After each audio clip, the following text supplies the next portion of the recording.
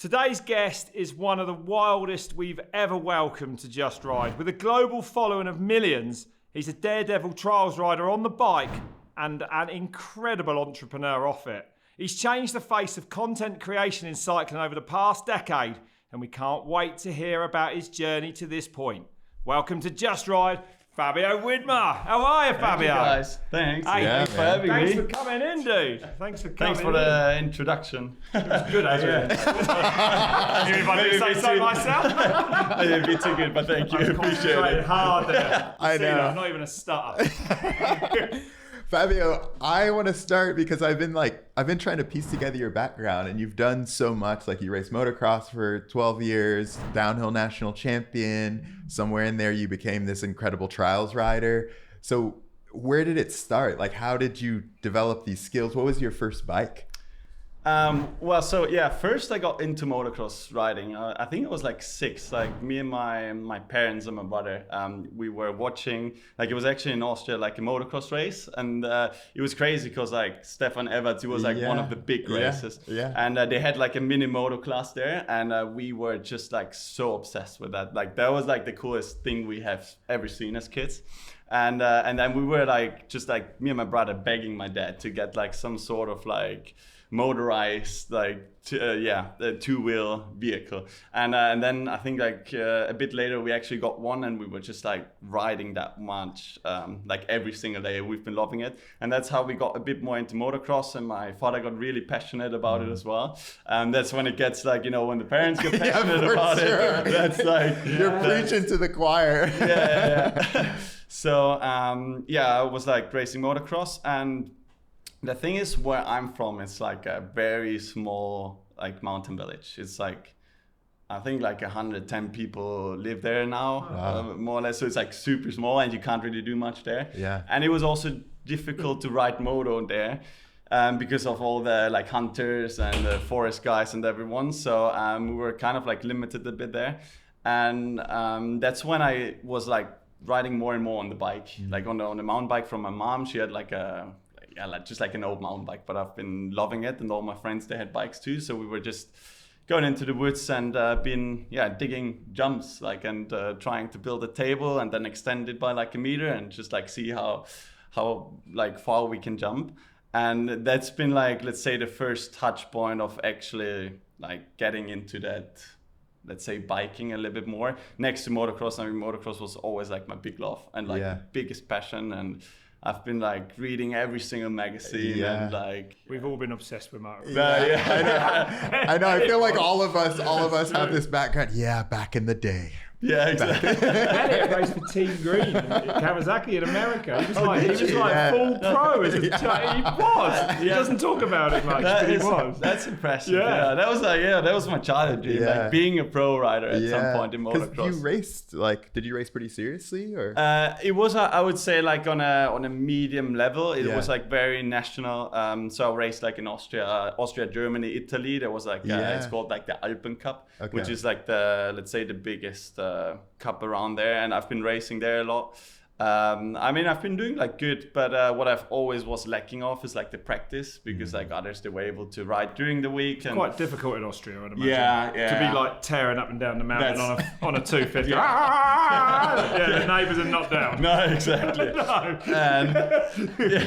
And it's like my father tried to really build like a motor track, like in our, let's say, home place. It's called East Tyrol. So it's like the bigger region, which is called like that. And he really tried hard to get permissions to build a motor track. People who ride motocross in Austria, right? Because there's barely any tracks, is there? No. Yeah. Especially in the place where I'm from. Like, there are loads of people like riding illegally, like in the woods, and like, you know, like getting hunted by all these forest people, and it's just you hear all these crazy stories of but it's big, but it's hard with like the environmental stuff, and then it's like, it was really hard, so it was never really happening. I mean, luckily for me now, like now being in a position, I was like, okay, luckily I didn't somehow get this way, because it's really hard. It's like seeing the pro riders, like it's tough to, even if you're good, it's tough to be top there. So when you like were riding bikes for fun, like building jumps in the backyard, I mean, like my brother and I would do the same thing. Did you immediately think, oh, I'm going to compete on a bicycle as well? No, never. Like never. I mean, I can remember we did. It was like we organized, like me and my friends. I think we were maybe, I don't know, like 9 or 10 or something. We organized like a race in the woods, like just 20 meters above where I live. There's it's like a full mountain full of woods, and we organized the race. So we built like a course with like a seesaw was included, a little jump. Yeah, it was amazing, and we had to start like a motorgate. Yeah, it was pretty cool. So we organized this, and that was the first time when we were like challenging each other, which was super fun. But I've never really felt like I'm gonna compete in biking.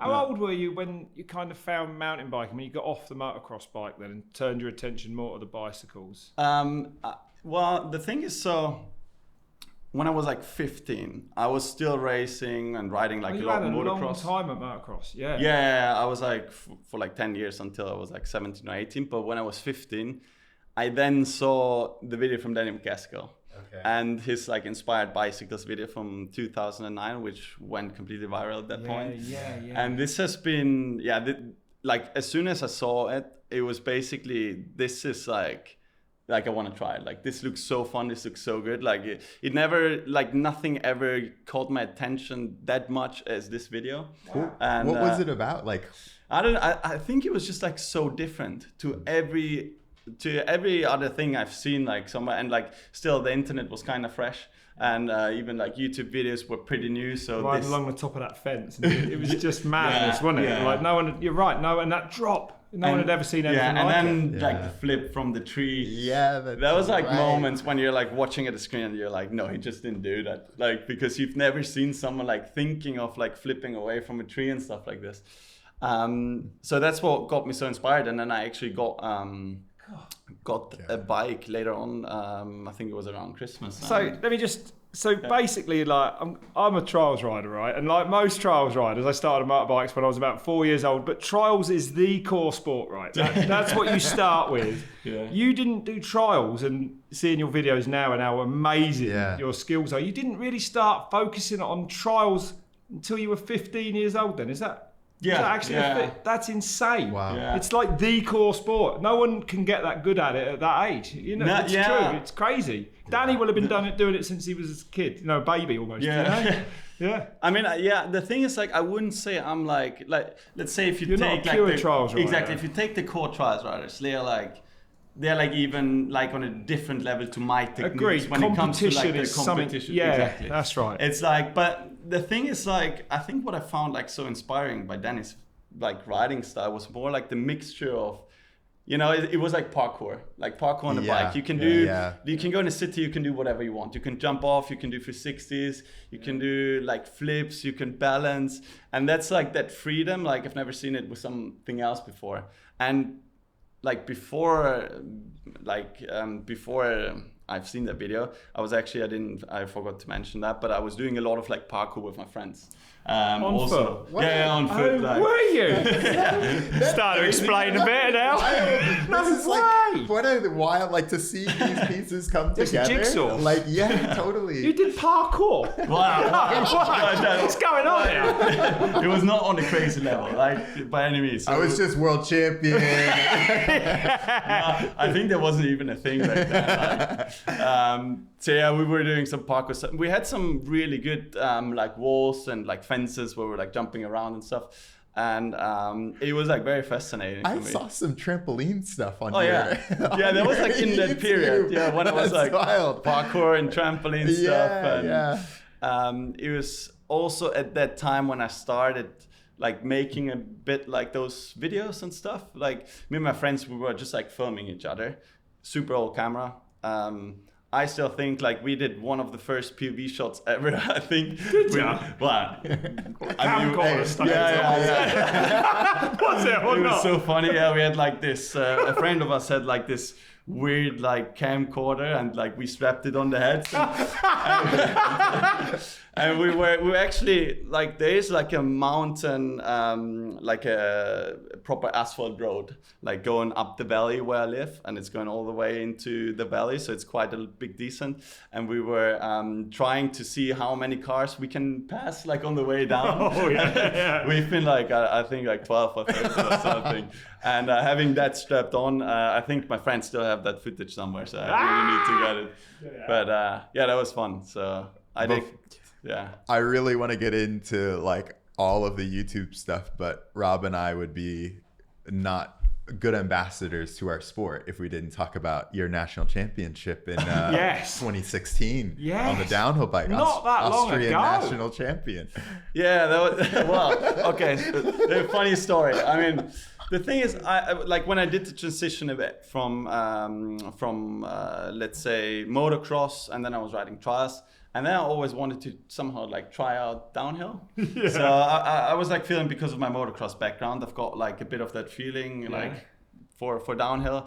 I was actually riding quite a lot, and I was even riding, I think one of my first, or even the first race, was the European Cup in Leogang. I didn't even know it's like a proper race, or just like saw, yeah, there's a race and I wanted to go there. So that was like my first experience. But then I got a bit more into it, and I was actually racing quite a few races. And yeah, with the national championship, I mean, I'm gonna admit, I was pretty lucky. I was pretty lucky. It didn't rain, did it?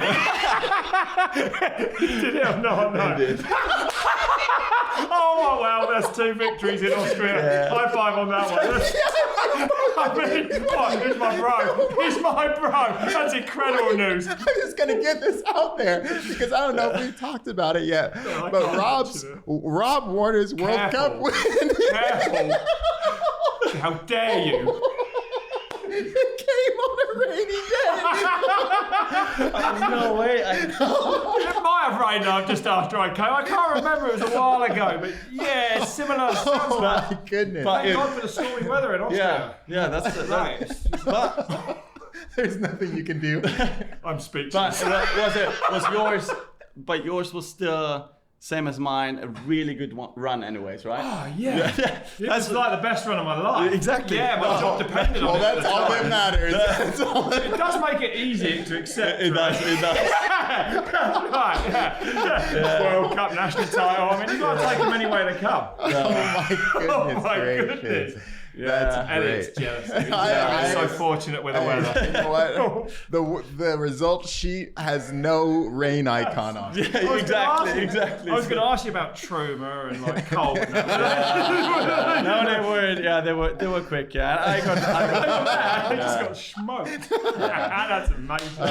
But it was So it was good. funny. It was funny. I mean, I was still celebrating like Yeah, for sure. like I've Yeah. won I don't know, world champion titles. So. Yeah. You almost did. It's amazing. Good Yeah. luck. Well done. You gotta celebrate when you're lucky as well. So. You have. That's amazing. I did not expect that. Yeah, that was good. And so, at what point did you kind of like start to transition from racing the downhill bike to kind of doing the YouTube stuff more full time? I think I was already doing that like while I was like Yeah. racing, and like somehow like my passion was always like filmmaking and like creating content, because that's like where I felt like I can express myself like in the best possible way. And especially like getting inspired by Danny, he sort of like paved the way for thinking in a very different way, and for taking things that, let's say, everyone knows like in the streets and making it like his own like play field. And that's where I got like inspired a lot, and I sort of like knew, like I did videos back in the days. As soon as I started being on a trials bike, I did videos. Yeah. Like I started making those videos so I can see what I do wrong and like how I can change it. Did and you? then, Is that right? Yeah, that was To like film your technique. and stuff. because that was helping me so much. Like you can do something and it just won't work out. You look at the video and then you see like, oh, I'm doing this wrong, and then you look at the video from Danny, he's doing this, so maybe I'm gonna try, I don't know, just moving my hip a little bit different like he does. And I've been using this a lot, and also then trying to combine this with like a bit more the storytelling line. Yeah, I mean, it is. Yeah, like, of course, you say that. And you saw that video in 2009, and like you started uploading videos like right around then. I feel like back in the day, YouTube wasn't what it is now. Like nobody was really saying like, oh, I'm going to start a YouTube channel, I'm going to do a vlog. Like it was just kind of, I don't know. You describe it to me. Like, what did you think about it? Like, why did you decide to start uploading videos to YouTube? Yeah, it was an interesting place because it was like so new. It was like very new, and then also Vimeo at that time was sort of like on the same level. I even uploaded there like the same videos as I did on YouTube, but it was interesting. I mean, it was like something new, but it was basically the only place where you can share like a proper long video or like something long. There wasn't really. I mean, there was Facebook. A little bit. I'm not quite sure if that was the time when you were actually able to upload longer form videos on Facebook. But anyways, like YouTube was that place, the only place at that time. And I think it just got my attention by seeing a lot of different things, like especially from Danny, and then of course some other riders also turned up. Like Sam Pilgrim was, I think, also one of the first ones. Yeah, he was early on as well. I've been watching his videos like for a long time. That was like, it's a cool transition, but I think no one ever thought like YouTube would become like this. Look what it's done in 15 years since it's then. Crazy. I mean, that's right. It's actually, you can't really imagine it, right? It's just bonkers how huge it is now. Yeah, but I think just like everyone who like uploaded videos there saw that there is a place where people gonna watch your stuff. So everyone like kept uploading more, and then I think, of course, also as they then introduced like the monetization and everything, that's when it got like, I think, interested for even more people, and people were making like money off of it, making a living off of it, and then it sort of like exploded. Yeah, it did. You've got a massive following on YouTube. Can you attribute some of that, do you think, to sort of being in it from the very beginning? I mean, I think so. Yeah, I think so. I mean, luckily I've been in that position in the right time, thinking about making videos. So for sure, this definitely helped me a lot to get my videos out, like to get people interested in it.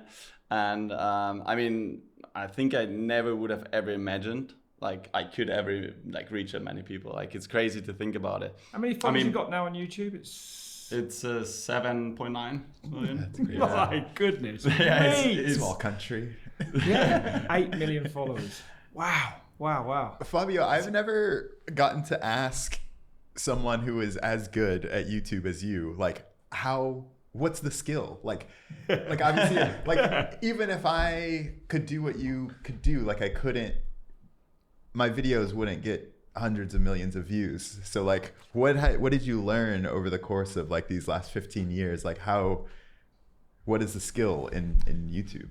Well, yeah, I think luckily I started so early, so it was like a very obviously like a small process. Like you start with something and then film the video and then you're like, oh, this is shit. Like, and then you try again and you make a video and you try and tweak it a little bit and you make it better. And that's how I like basically taught myself a little bit on how I want to make my videos. And I think for me, like one of the most important things, like also when I watch videos, is like a bit like storytelling. Like I've never been like super inspired by just like edits for some reason. I know a lot of people are, and I know a lot of like core community and everyone. But like for me, like how I grew up, like I didn't grow up in a core community. Right. It was like I grew up, let's say, riding a lot by myself and like creating my own vision and my own interpretation of riding bikes. And for me, like I've been always in touch a lot with like non-bike riders. So I think I always wanted to sort of like make sure those people can enjoy my videos. Like that they like know what I'm doing, because most of the stuff, if you're getting like too technical, too crazy about a sport, like people can't relate to it anymore. They don't have a feeling by how hard things are. And I think that's where my base is way different to like a lot of other people. And I've always been trying to build up on that, to like make stories like people can relate to make it fun, to make it just like more like a movie, more like a film. Like when you watch it, you're like, oh yeah, this is entertaining and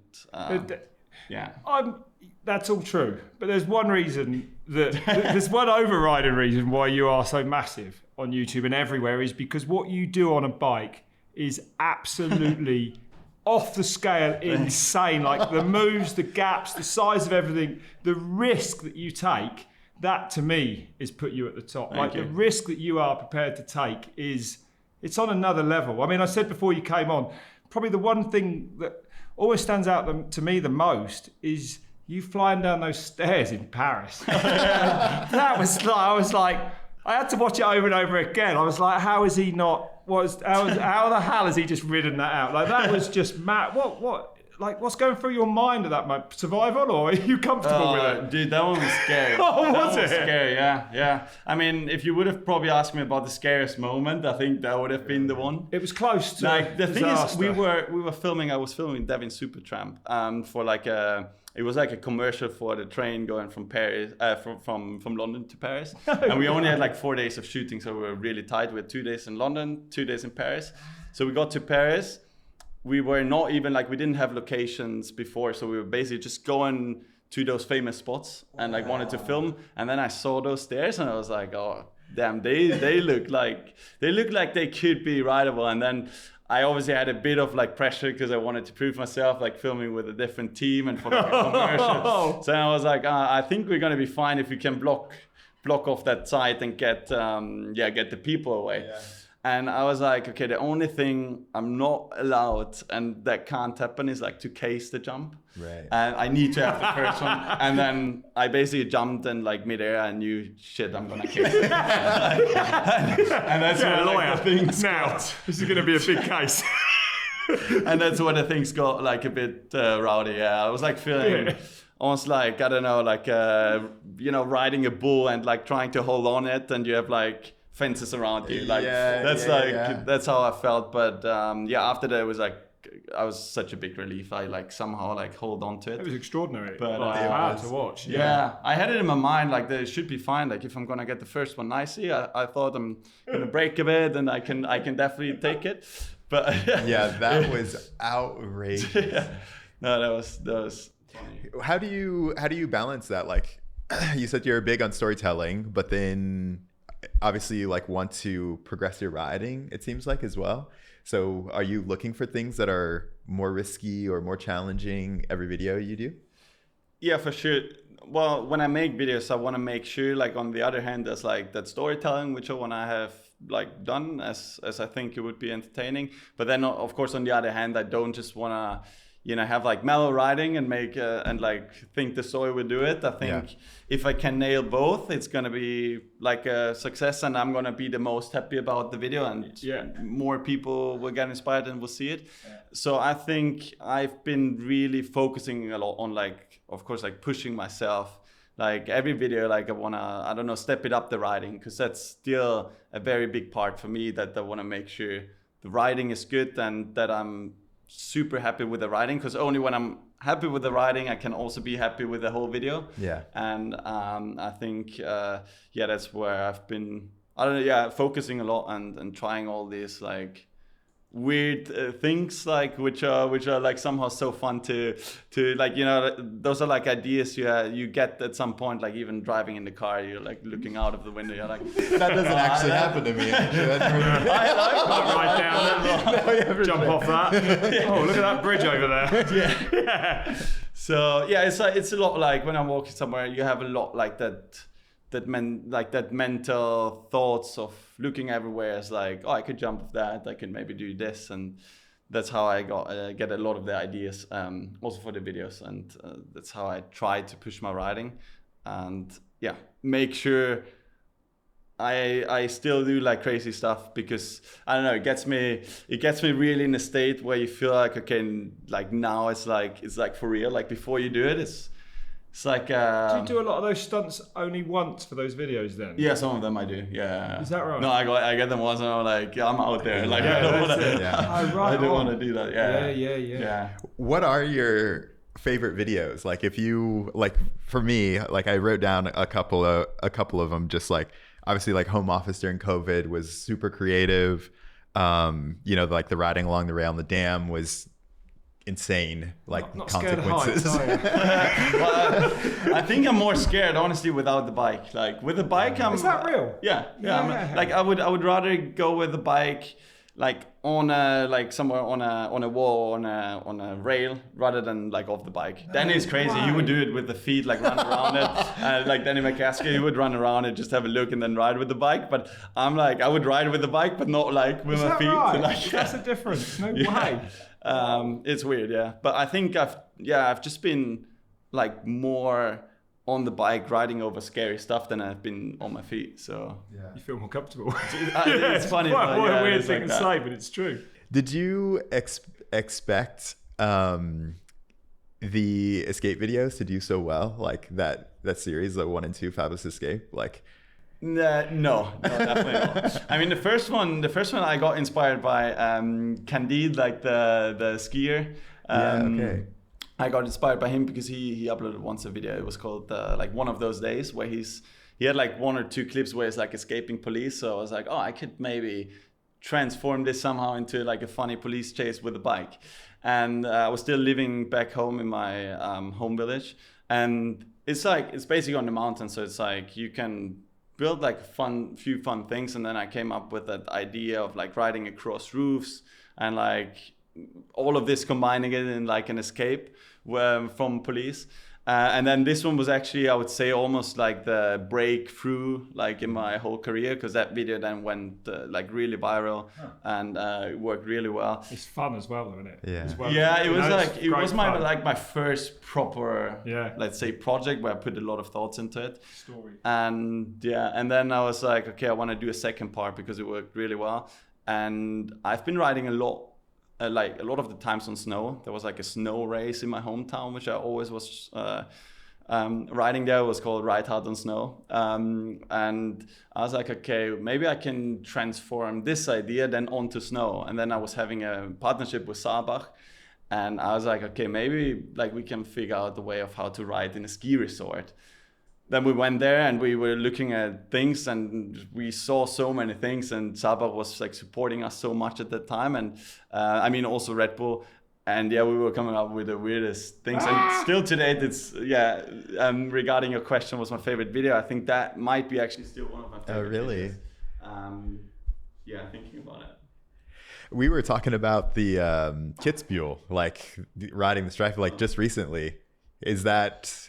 I don't know, like that seems like, now that I know a little bit of your background, it feels like it's almost perfect, right? Like downhill, like riding the gnarliest downhill ski run in the world on a downhill bike, like doing all these huge jumps and stuff like that. And the Kitzbühel videos, that's got your biggest gap ever, right? Biggest drop in it ever you've ever done. Yeah. I mean, it's huge, man. It's absolutely ridiculous. Yeah, that one was, it's ludicrous.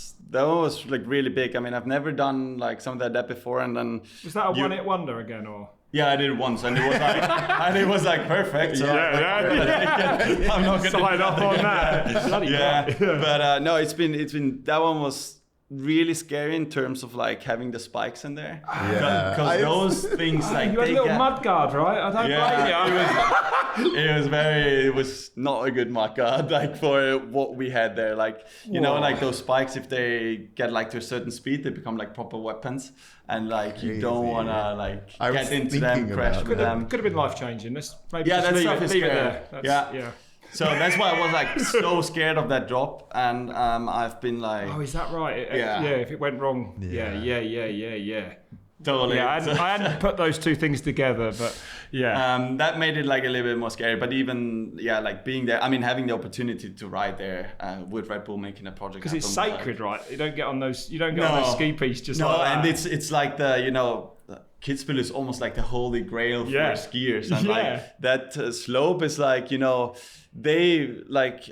I mean, they do so much preparation for that slope. Like they put so much. It's like ice. It's almost like ice. It gets so hard. Is that what it is? It gets crazy, like crazy hard. Which on the other hand is like good for spikes, because then with spikes you have like really good grip. But it's did you have grip? Scary. Like did it feel? It felt alright. Yeah, it felt alright. Like it was like pretty good, as it was like almost ice. So the grip was solid, but still. It's like when you crash there, you like just like slide, and it's scary. You went miles, didn't you? Yeah. That's right. But no, I was super fortunate to be in a position to go there and film there. We got also super lucky with the weather. We had like 5 days of shooting. it took us all 5 days. We had pure sunshine every single day, and that was good. So. Can you tell us about South America 2023? Oh, Chile. Yeah. Well, that was a fun trip. That was a really fun trip. Well, until you got robbed, right? Everything went missing before the film, which I imagine was fairly stressful. It was pretty stressful. So the thing is, we got there and then we had like no clue. Like we did like the location scouting. It took us, I think like 5 or 6 days. We planned like we need to do the location scouting in 3 days because otherwise we're not gonna make the video because we only had like 3 weeks of like time schedule for everything.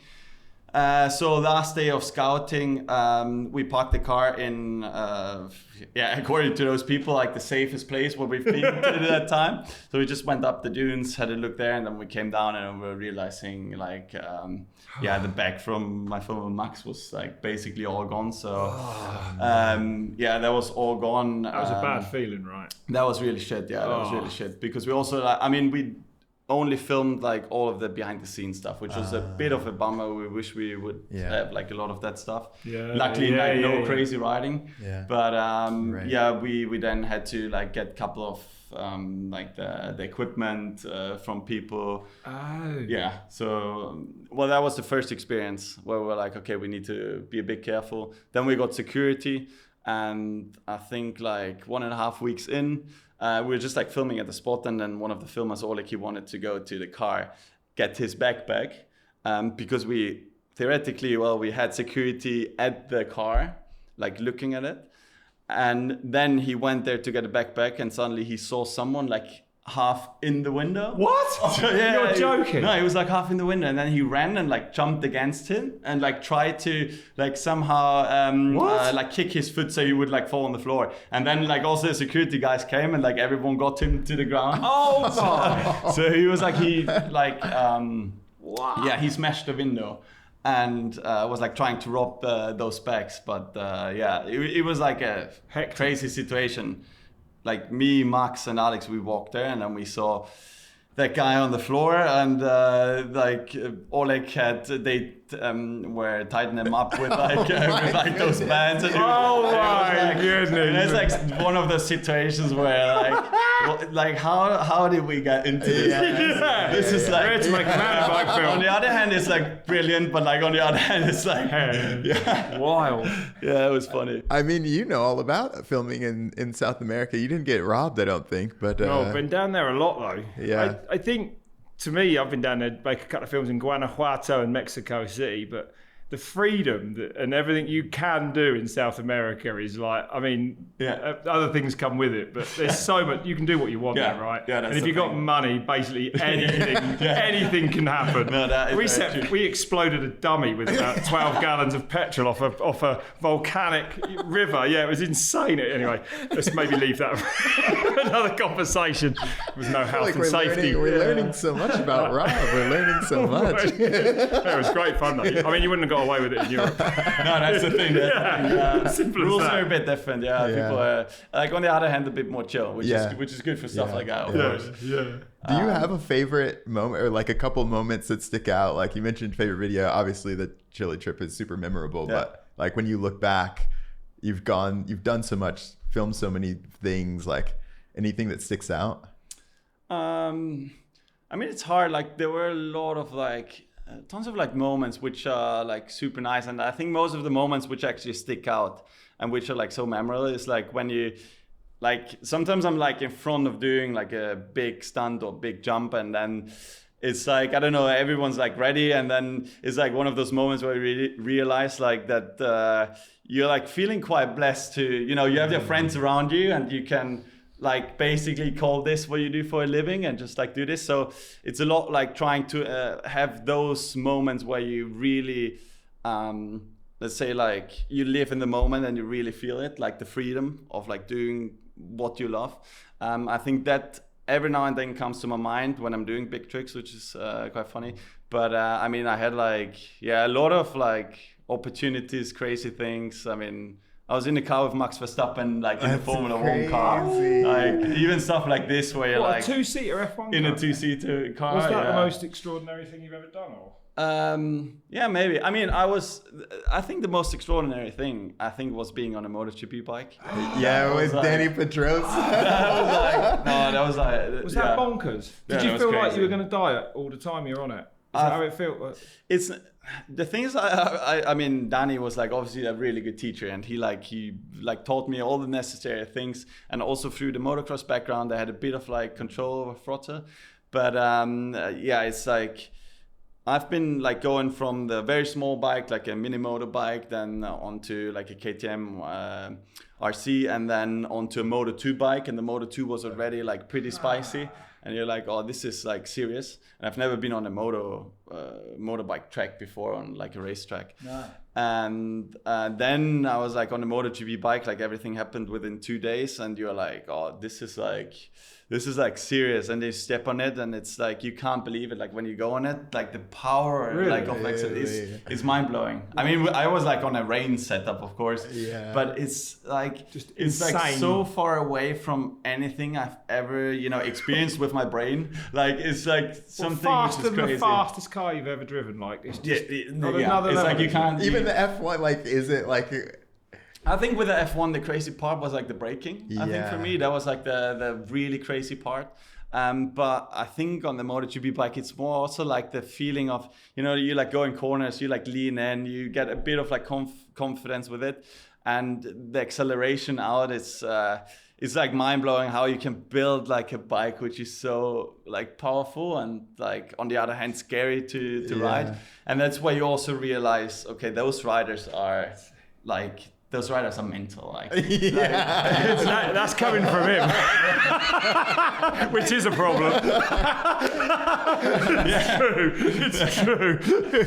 Yeah, they got skills though. Mad skills. They say that. They say it's the hardest like motorcycle discipline almost, don't they? It's like I think it is. Throttle control, the grip, everything. Yeah, it's insane. It is. There's so much involved in this. Like, it's crazy. Right. So You also got to do some stuff with LeBron. Like Canyon and LeBron. Like, how was that? Oh, I mean, it was amazing. I mean, meeting, someone like LeBron, it's like, I mean, there are not many sports people in the world that are as high up as him. Like everyone almost like knows him. So getting the chance to meet him, just take a photo. I mean, it's crazy. Like once you see like such inspirational people and you're standing next to them and being like in a commercial together with them, that's pretty like surreal, like in a way. I mean, of course, like I didn't like talk to him a lot or anything. Like he's like, he's like what you would imagine. Of course, like he's super tight on schedule. He's got this like slot. He's doing this. He's super professional. But it was amazing just to be there and like to get the experience,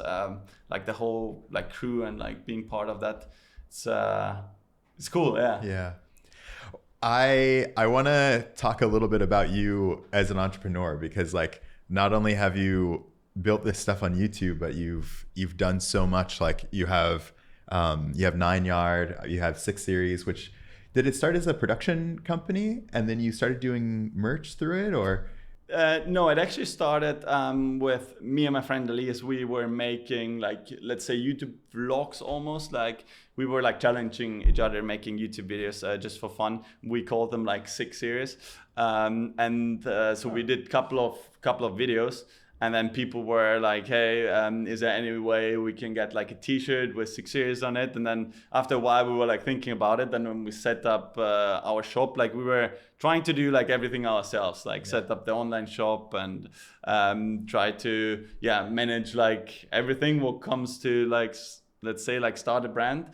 And that was like the first time we sort of like introduced something like this, and then we were actually quite mind blown by like having a community, like a community that is not just following you like and like commenting somewhere, but a community that wants to wear your t-shirt and wants to represent like the way like your attitude as well in a way by wearing those t-shirts. And that's been, I mean, still today, that's like one of the coolest things, like seeing people out there wearing the things. It's cool, it's really cool because it just like, it gives you a feeling that they love what you're doing and they want to be part of something which you created, which is like a really nice part, I think, in that way. Yeah, for sure. I mean, like, I remember going to Crankworks, like, if you even now, like, going to Crankworks Innsbruck and you just see all these kids in 6 Series shirts. It's super cool. Is that where you kind of found your love for business, do you think, like starting that brand?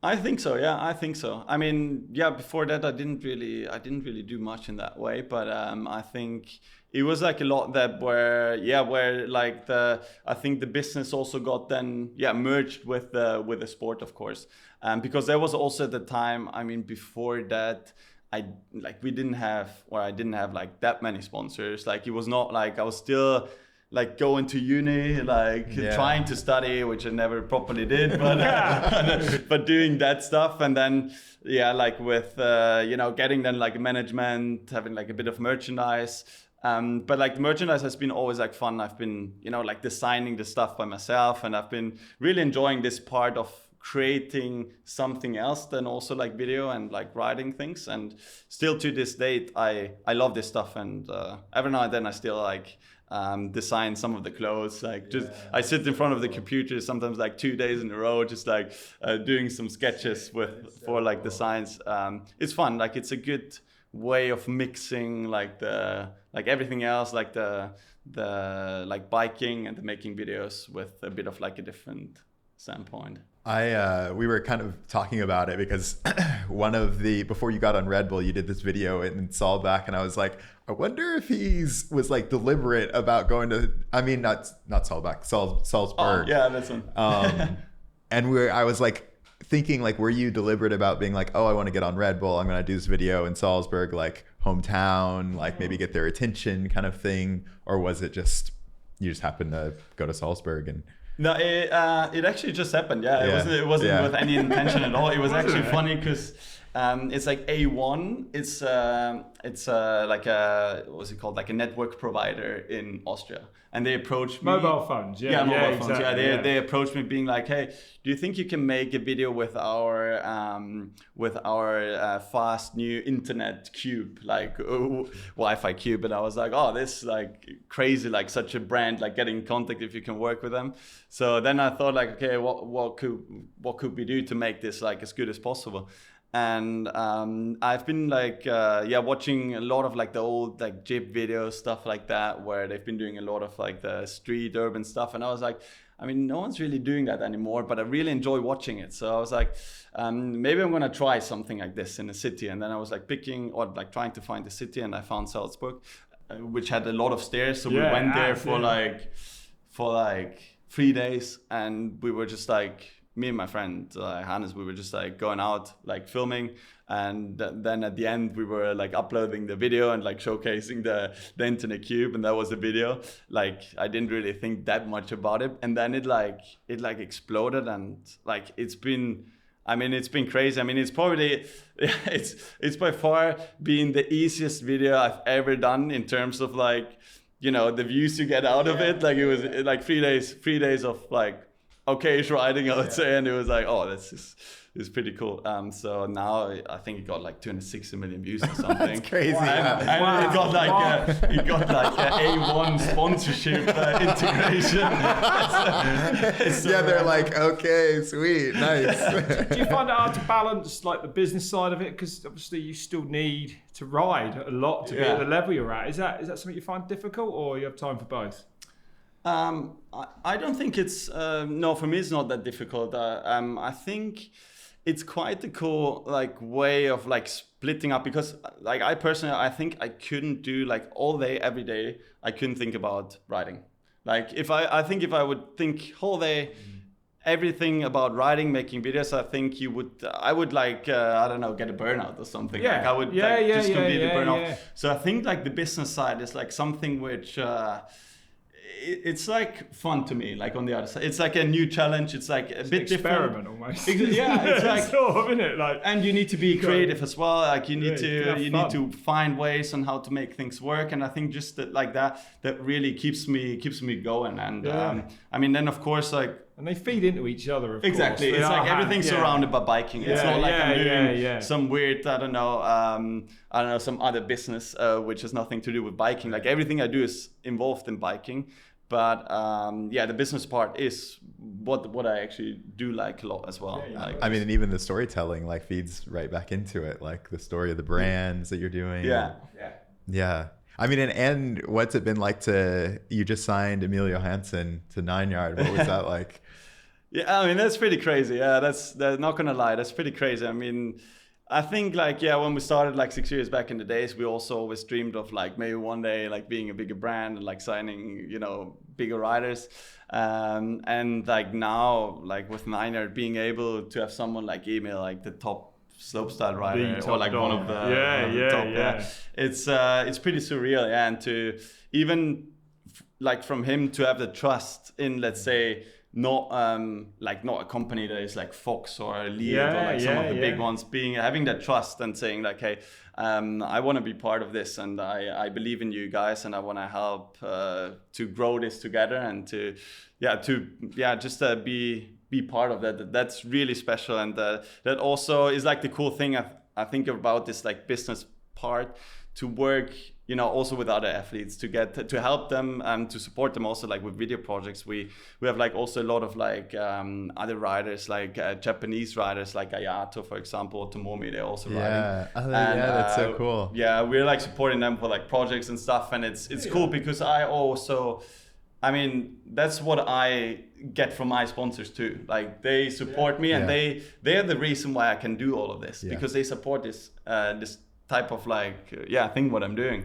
And being able to be in such a position also to help others, and also a couple of like upcoming riders is it's pretty special. Yeah, it's pretty cool. Can you explain like what goes into your day to day? Like we've just talked about like you making these videos that have 270 million views. You're running multiple companies. Like what does a day in Fabio Wibmer's life look like? Well, the thing, I don't really have a day. Like it's not existing like a daily routine or something. It's first of all, we're like still traveling a lot. I'm going to like either events or photo shootings or trips or filming somewhere. Recceing for films, I suppose. Exactly, you do a lot like of that. stuff like that. I mean, morning mostly. I don't know. I mean, I check like mails. I do that kind of stuff. And, but mostly, I think I'm like a lot like into the creative part of like all the, let's say, companies. Like I don't want to have to deal with like, let's say, you know, like for example, like the numbers or like the crazy geeky things in companies. I don't like that stuff. It's more for me like the brand building, the marketing side, like this type of stuff is really cool for me, and that's what I think I also do like every single day. Like I try to get inspiration somewhere, or this could maybe be like a cool thing which we could do with 9 Yard and Emil, like for example, or this we could do I don't know, like this campaign for bike flip or something, and this is something I do like every single day. But then of course like trying to ride my bike every single day and try to stay fit there. And then of course if we're filming video projects and bigger things, it's like we have like weeks where we're like fully focused on filming. So it's like we wake up, we think about filming, we think about how to make this good, we work on the stuff, we build stuff. And do you practice, like when you're going for like say a massive drop and you've maybe seen it, do you go away and find something similar, or is it very often you'll just go back and hit it? Like, is, you know, in those films, like well, back in the days, I don't know how you prepare for something. Some of the stuff you do is so big. I don't know. Yeah, well, back in the days, I would have went there and would have said, okay, let's just give it a try. I would have probably like completely crashed. But I mean, now luckily I would say I got a little bit smarter. So but that even that gap in Chile onto that plank was so so wild. That was so wild. That was quite scary. Yeah, but yeah, so there, like we tried to make it a bit wider. We were like painting the thing underneath where I need to land. So I had like a couple of practice runs, and I think I got like almost like one. I was not on it, but like all the others were perfectly. So I was like, okay, chances are really high. I'm gonna make it. so then it's like I'm gonna do it. But nowadays I do make sure that I don't take like a crazy risk where I don't know. Do you? Yeah. I try to calculate it, and like try to be People might a argue bit more smart about it. But you know it's true enough from your point of view. You know what's on, and you know how much risk it carries. That's the thing. Right. Like, because also like if you crash, if you injure yourself, you can be out for like a year or 1.5 years, and it's you know, like what the consequences. Like if you go bigger and bigger, the consequences are getting higher. So what has been your worst injury so far? Worst. I didn't have like proper crazy ones. I mean, I injured my lower ankle like in a not like bad way, but like in a way where it's like really affecting me like still now to date, because it was like a complicated what's it called, a fracture. Yeah, exactly. So it was like pretty complicated, and it took me like 6 months, 4 months to be able to put some weight on, and then after 6 months I was like slowly on the e-bike again. And I was in Innsbruck, and then I had a couple of trails behind the house. And for some reason, I crashed again while I was like still like trying to get comfortable on the bike and like not healthy at all.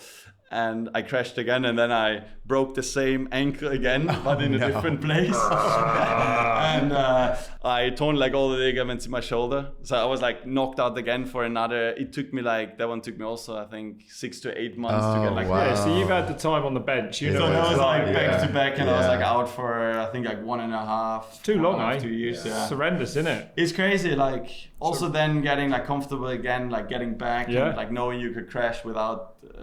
Risking it all. I mean, anything you do could easily have you sat out for that amount of time again. The risk and reward thing is difficult, but you're right on the edge. You get it right. It's right. It's like it's how it is. That's it. You've got the belief like, oh, this might actually gonna work, and if it's gonna work out, it's gonna be the best feeling ever. Totally. And that like keeps you going. That just like drives you so much. I'm like, I'm gonna try because I think I can do it. So. What's the feeling like for you when you complete a move and you've ticked everything off? You know, that must be almost what it's all about, right? Like after Kitzbühel and stuff, that must have been an insane feeling to go, I've just created something like it's going to be insane. That's the best. Like those are like the moments where it's like such a big relief. Like relief. You know, the thing, you put a lot of pressure on yourself. Like when you're doing. Or I do when I do such huge pressure on videos, because I want to make sure like the writing is good and the things are good what I'm doing. So and like mostly you're like limited in time and everything, so you have like that sort of like pressure. I need to deliver now. But once you're done, it's like it's such a relief. Like it's I mean most of it's coming in.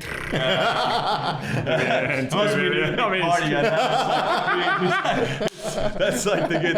That's what I'm looking forward more of the time. To like the big party of the project. All your friends are like, "Did he land it? We're good to go.